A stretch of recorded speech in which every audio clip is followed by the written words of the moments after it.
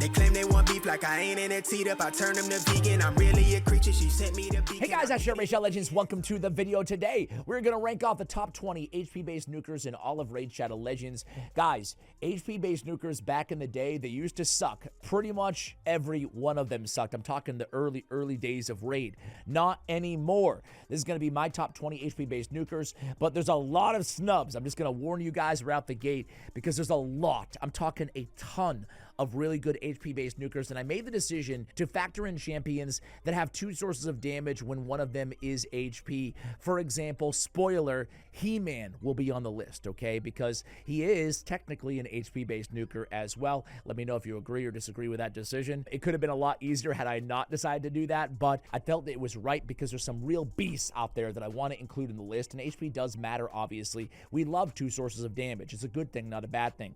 HP-based nukers in general, but guys, as I always say here, crit damage is an incredibly important stat because there is no increased HP buff like defensive and attack-based nukers. So if you're kind of, lackluster damage coming out of your HP-based nukers, try rebuilding them, even if you have to sacrifice a little bit of HP in exchange for more crit damage. I promise you will love those results in terms of the overall damage numbers. And of course, ignore defense is everything on these champions as well. Anaxia, I'm not going to put on the list. She's the Grim Force mythical champion that nobody has right now. Unfortunately, I don't even have the ability to test her on the test server, so I can't tell you if she hits hard enough on the alternate version, which is Ignore Stone Skin, and the HP-based nuker version of this champion. So hopefully she does hit hard, but she's not going to be on this list, but I just wanted to mention that out the gate for obvious reasons. Should I give any honorables? Probably not. There's no Ishiyamas on this list, no offense. There's actually, like I said, there's a lot of good HP-based nukers that I just don't have right outside my top 20, especially with the HP-based or the attack damage dealers too. I don't have Samson the Masher on the list, although I really want this dude. He's very, very cool. I don't have Krokmar, the Devourer. I love this dude, but just outside my top 20. Anyway, a few honorables for you guys. You know who I do have? Number 20 is going to be Arashi the Riptide. Now, I pulled this dude kind of recently, and I have to say, I was not disappointed. I went into this movie, the Arashi the Riptide movie, expecting a D or C. And I was pleasantly surprised. His damage is not that bad. He has an Ignore Stone Skin move. Increase the duration of all buffs. If he kills an enemy, it hits pretty hard. AoE that hits pretty hard. He brings a Perfect Veil, which is important because he can only ignore that Stone Skin if he's under the Veil or Perfect Veil. Honestly, not a bad champion. Not the best. He's number 20 on the list for a reason, but not that bad either. Number 19 on the list is going to be my man, Mountain King. Some of you might think this is a snub. He did receive a very good buff. He has an extra turn if he kills an enemy on his enchanted axe, HP and attack, two sources of damage as well. He has Ignore, unkillable, block damage. That counters Leo, that counters Nice, that counters Siegfried. It counters a lot in the meta. The downside of Mountain King is it's single target moves. He's very, very easy to counter with Total Guard, with Mercurial Gear. So really took a big hit to Mountain King. It's unfortunate right after his buff. In PvE, he's just all right. No AoEs, stuff like that. He's not a bad champion, certainly the most HP in the game, but, I felt like 19 was a pretty fair spot for Mountain King. Number 18 on the list is going to be a guy that I don't have. It's Fatalis Blademaster. Listen, I'll tell you one thing about Fatalis, dude. People crap on this champion. The reviews are very, very bad on this champion, but I respect Fatalis because Fatalis can delete. Takes good gear, and that's why I have him at number 18. But man, you got to be careful of Fatalis, and he's so, like a lot of HP-based damage dealers, he can be very, very tough to kill. Number 17 on the list is going to be my man, Shredder. That's right, Shredder made the list over all the champions that I snubbed that you guys can yell at me about in the comments below. That's because Shredder and I, we have an interesting relationship, right? He's grown on me, I'm not going to lie to you guys. Oddly enough, in PvP, sometimes we encounter this. I don't know about you guys. Maybe I'm just tinfoil hat Ash here, but sometimes champions just hit a lot harder in PvP than they seem to do in waves and stuff like that. Alaz is another champion like that. Like in the arena, I love him. Outside of that, I'm like, I'll use his alternate form, Anyway, I digress. There's something about him that I respect. I respect enough to make the list, Two AoEs, they don't hit super hard. That is obviously the knock on him, but he's tough to kill. He's got the evasion. He's got the perfect veil synergy, triple hitter on his A1. He's got the leech. I kind of like him. I kind of like Shredder. I don't love Shredder, but I kind of like him. You can hate on me if you want to in the comments. Number 17 on the list is going to be Bolint Free Walker, I believe, right? Free Walker. Man, I don't have Bolint Free Walker, but let me tell you a little thing about Bolint Free Walker. He smacks. Look at these multipliers. He's got a legendary ranking, a godlike rating on his A2 ability, and then he has a legendary on his A3. That's an AoE times 2 as well, so it's a 15, but it's a times 2 hit. So Bolint Free Walk not only is the unity for skinwalkers, but man, he can deal some damage as well, and obviously gets better the more faction allies that you have on the team with Bolint. At number 15 on the list, this is going to piss off some people here. It's going to be Sir Nick. Now, listen, I love Sir Nick, and I think they nailed it with the buff. They nailed it. But Sir Nick by himself without Lady Noelle, I'm just going to be real with you guys. I don't think he's that great of a damage dealer. He's a good damage dealer, but not an elite. And this list is damage dealing, not overall utility HP champion list. It's the nukers, right? To me, even when I run Sir Nick with Lady Noelle, I do like to include another nuker, another damage dealer, because I think his nuke is great. The 30% ignore defense is predicated on Lady Noelle being on the same team. How do you guys feel about it? Again, Sir Nick I think is great. This A3 is just bonkers. How it synergizes with that A1 and that freeze. I love it, but this is a champion that really needs to be, or wants to be at least, with Lady Noelle for endgame content. And even with that, his damage is good, but not great. I think that 15 is a good spot for him. Go ahead and let me know, why I'm wrong, again, in the comments. Number 14 on the list is going to be the one and the only epic on this list. It's Magnar. Magnar coming in at 14, to me, above the Shredders and the Bolints and the Sir Nicks. That says a lot about an epic champion, but it's rightfully so, because percussive pound time and time again, when I use him in wave content in Centranos, for example, and I A/B test him versus other damage dealers, Magnar usually freaking wins.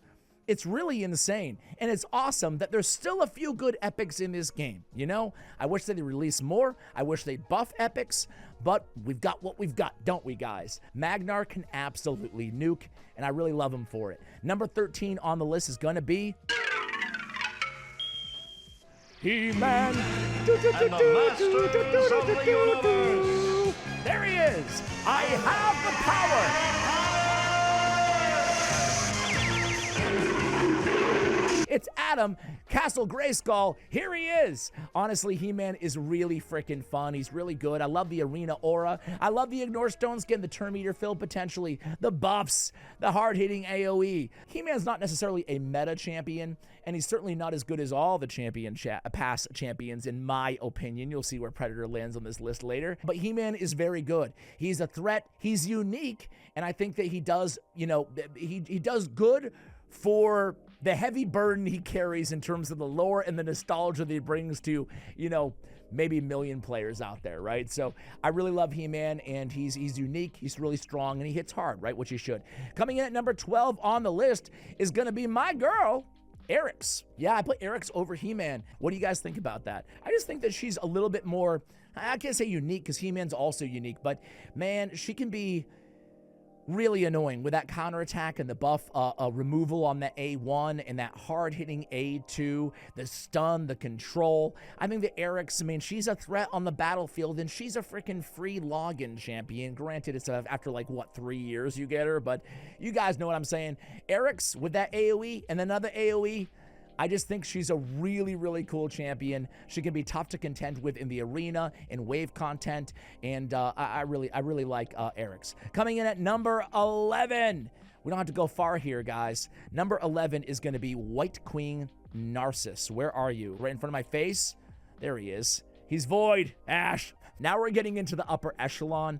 I feel like from here on out on the list, you can make a case for a lot of these champions maybe to be a top 5. Like, they're all really good. It does come down a bit to personal preference. It's also, you know, quite a few mythicals here that we're contending with. You guys will see as we go. White King, to me, though, is still the best damage dealer against targets under shield in the game, right? In the game, or strengthened for that matter. But his passive, of course, White Queen and Korra alongside of him, they're a massive threat. I mean, this guy with a Desecration Blast, This might be one of the closest things to a delete button on this entire list. It absolutely smacks. He has a conditional block revive as well if they're under 3 or more buffs on his A3, which is, again, a threat, a lethal threat on the battlefield that you're never going to come back for. Man, White King is, anytime someone drafts him against me in live arena or I see him in the other side of Faction Wars wave content, I'm like, oh God, White Queen Narcissus. He's in play. Be careful. Be careful. Coming in at number 10, I just made a video about him, so it's no surprise, but I genuinely think this is the most underrated damage dealer in all of Raid Shadow Legends, and that is Granite Dorkeep. Man, I really freaking love this champion. A lot of me want to put him even higher, but you'll see the names all. It's hard. I don't want my love to get in the way. But man, I love Granite. He's one of my favorite nukers in the game right now, especially in the game that has shifted to Force being the meta in PvP away from Magic for the first time in 7 freaking years. Granite is the solution.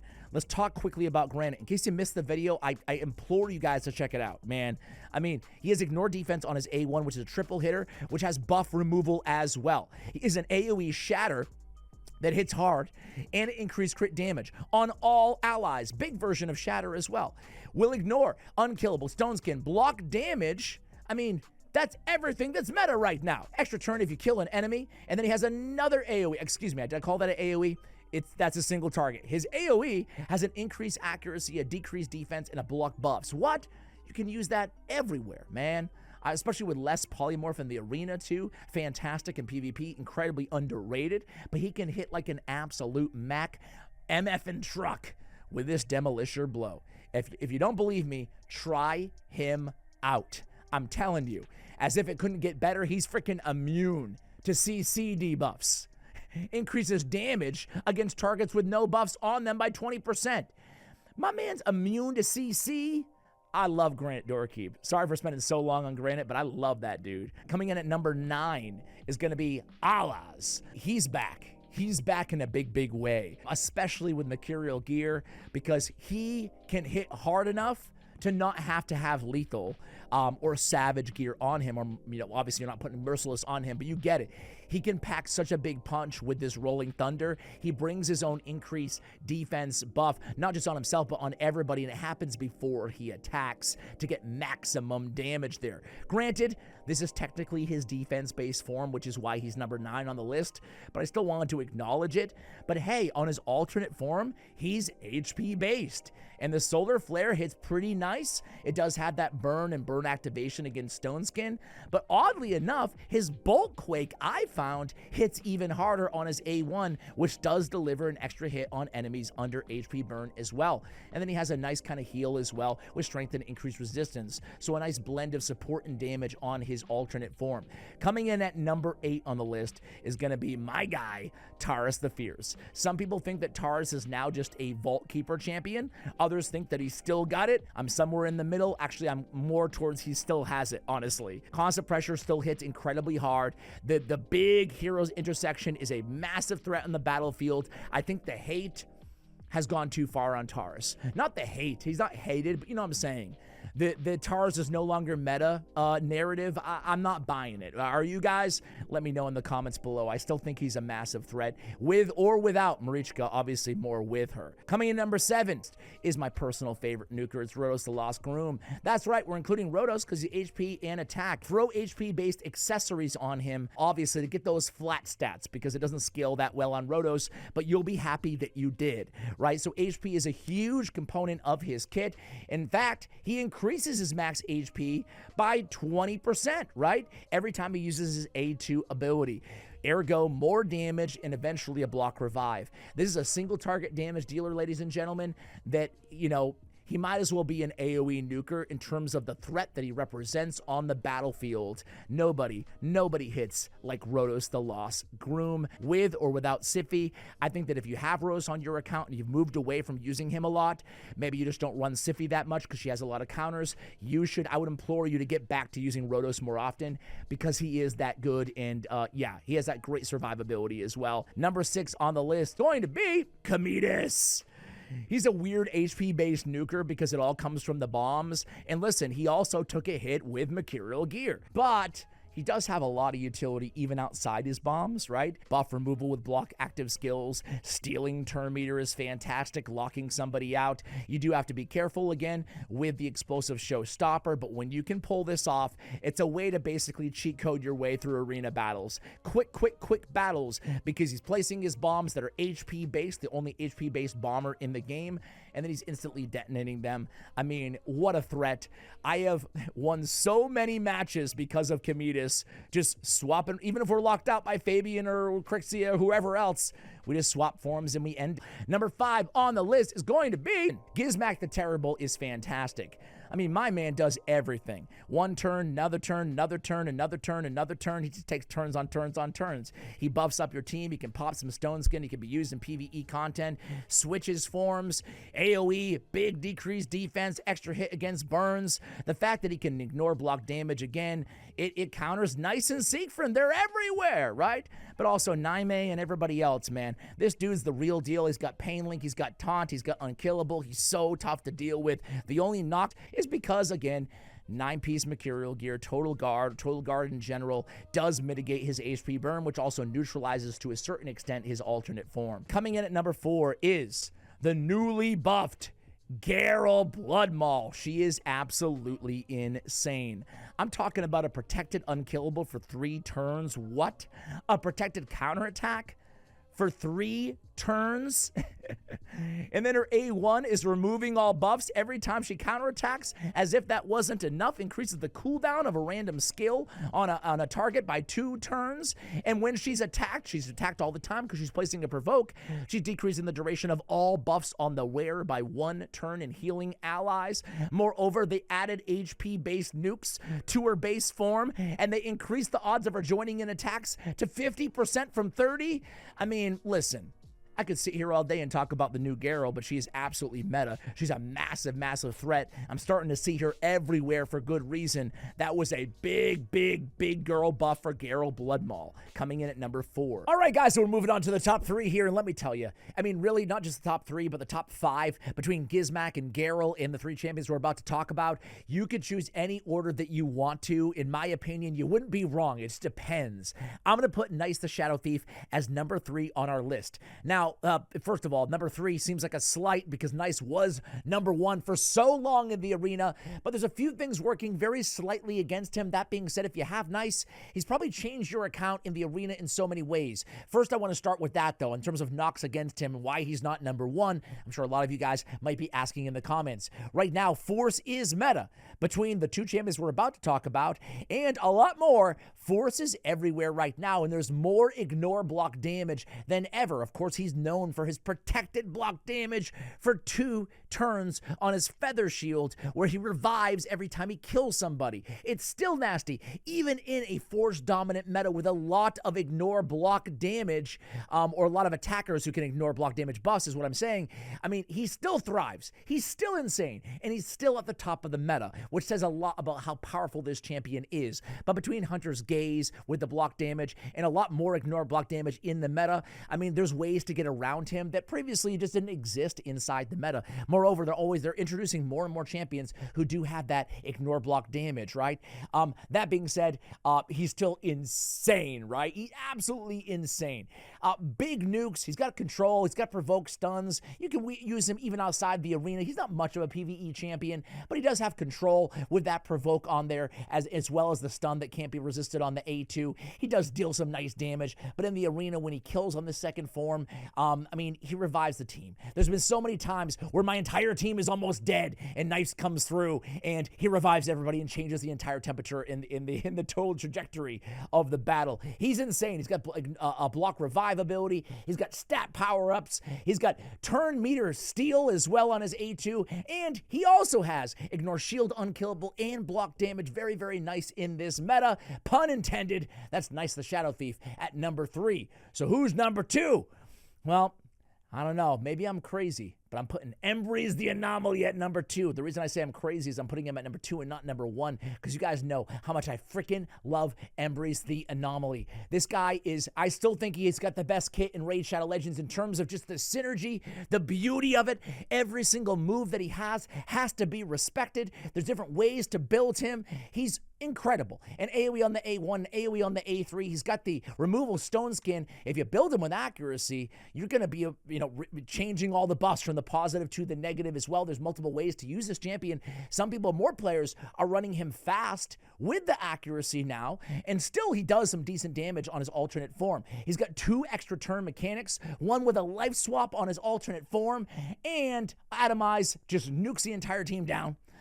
But man, that Unmaker's Blade is my favorite part about Embry the Anomaly. This guy puts down with that A1, kind of like Fenax, but then some, and then some. And then some, then some, then some, right? I mean, I fear this ability. Everybody fears this ability, right? Especially if you have Necrosis stacks out there. Of course, he's the only champion in the game with the Necrosis stacks. There's so much synergy here in this kit. It's a beautiful, beautiful champion, and he's still a massive threat. He's prone or immune to lockouts for the most part. You can switch forms, and even if you lock out a second form, again, that Unmaker's Blade is a fearsome presence on the battlefield that always has to be respected. Embry the Anomaly still, considering he's free, he's still one of the most drafted champions in the game. But even if he wasn't, anybody who had him would use him all the freaking time. That's Embry's. And of course, there's a new king in town. I'm sure it's no surprise to anybody, but I am putting Predator as the number 1 HP-based nuker in the game right now. He's certainly where I'm at right now. I'm on my way back up to top 100 live arena. I think I might go for it. This season. But either way, I say that to say the number 1 champion that I'm going against, and now that I'm drafting 2, is freaking Predator, right? Predator is amazing for a few reasons. Number 1 is he has he's a massive threat on the battlefield with that Hunter's Gaze. With the Hunter's Gaze on, if you land it, you're going to ignore all the pesky survivability buffs, right? And just put them down with the block revive, right? But this A2 Smart Disc, it absolutely smacks as well. And then the cool thing about him, or the annoying thing if you're going against Predator, as you guys know, is between his Perfect Veil and his Evade and his general tankiness, he's the most difficult champion to deal with on the battlefield, right? You know you're going to be in, you can probably kill him. You can kill him, but it's going to take a long-ass time. He'll probably outlive even the revivers on his team. And he's so annoying with those counterattacks. Every time he evades, he's just a walking damage-dealing machine who is so difficult to kill. He's going to be even more of a nuisance if you don't have him in Mercurial or just a typical, ignore defense lethal savage build.